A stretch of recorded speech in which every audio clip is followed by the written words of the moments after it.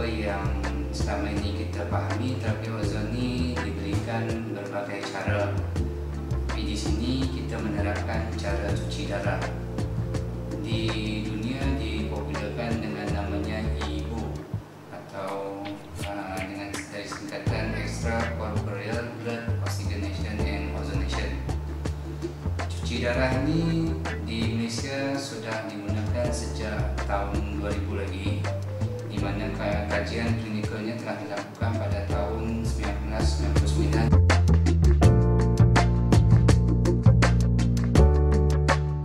Sebelum tahun 1999, kebanyakan proses pencucian darah ini dilakukan hanya 100 hingga 200 ml, di mana ianya dimasukkan ke dalam satu botol, lalu dialirkan ozon medikal itu di dalam botol tersebut dan dimasukkan kembali.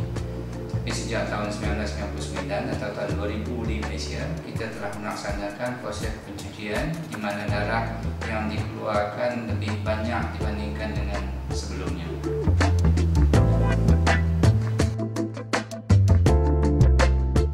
Konsep pencucian darah ini sebenarnya juga dalam hadis Rasulullah pernah bersabda yang mengatakan bahawa sebaik-baik ubat adalah bekam dan fash.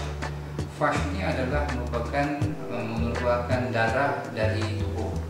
Pada zaman Rasulullah dahulu ada dihantar tabib ke suatu tempat di mana ada yang mengeluarkan darah dari tubuh itu dengan cara memutuskan urat. Konsep yang kita dapat gunakan sekarang dengan cara mengeluarkan darah dari tubuh, bukan hanya membuang, tapi kita seperti recycle kembali darah yang sudah ada, diberikan ozon hingga oksigen di dalam darah akan lebih banyak dan dapat memperbaiki keadaan tubuh badan kita.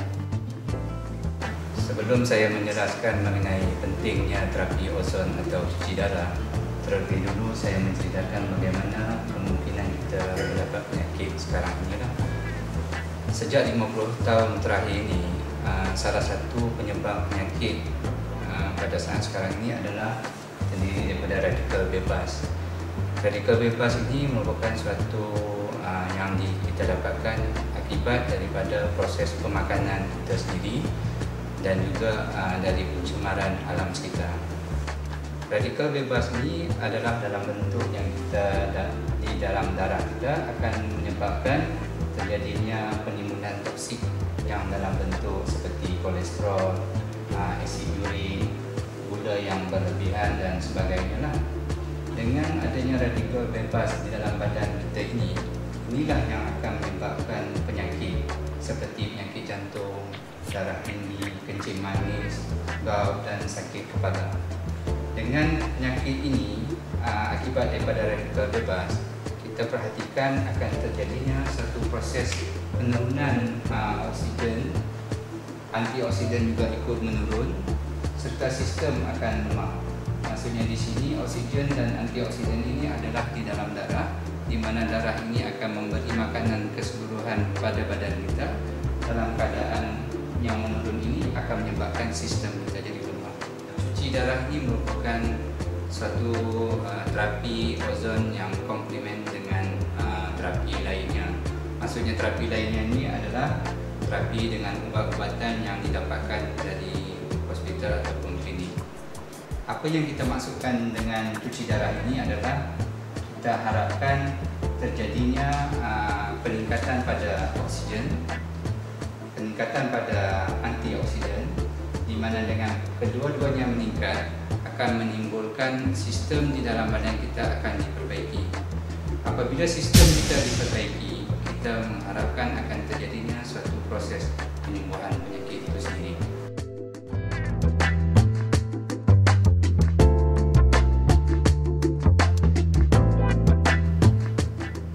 Darah yang dicuci adalah sebanyak 1.800 ml daripada 6.000 ml darah dalam badan kita. Kelihatan darah mulai keluar dari vein sebelah kiri.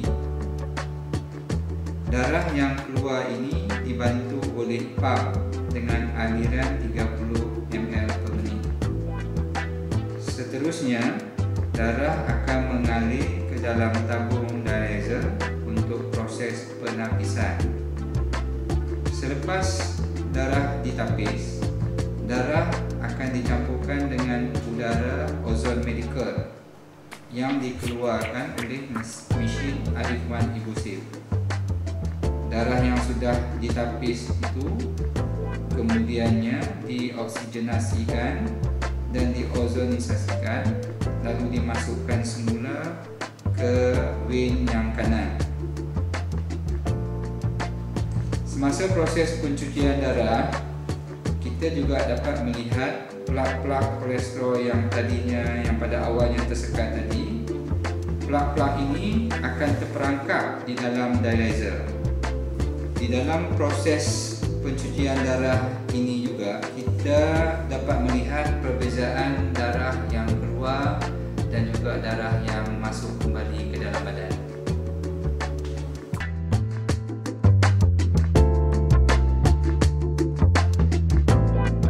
Sejak kebelakangan ini, kami melihat konsep mencuci darah semakin dikenali oleh masyarakat.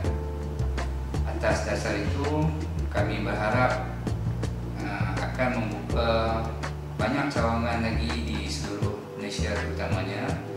Sementara yang sekarang ini, selain pada Bangi, kami juga ada di Kota Kinabalu, Sabah, cawangan kedua, dan juga cawangan ketiga kita di Kota Baru, Kelantan.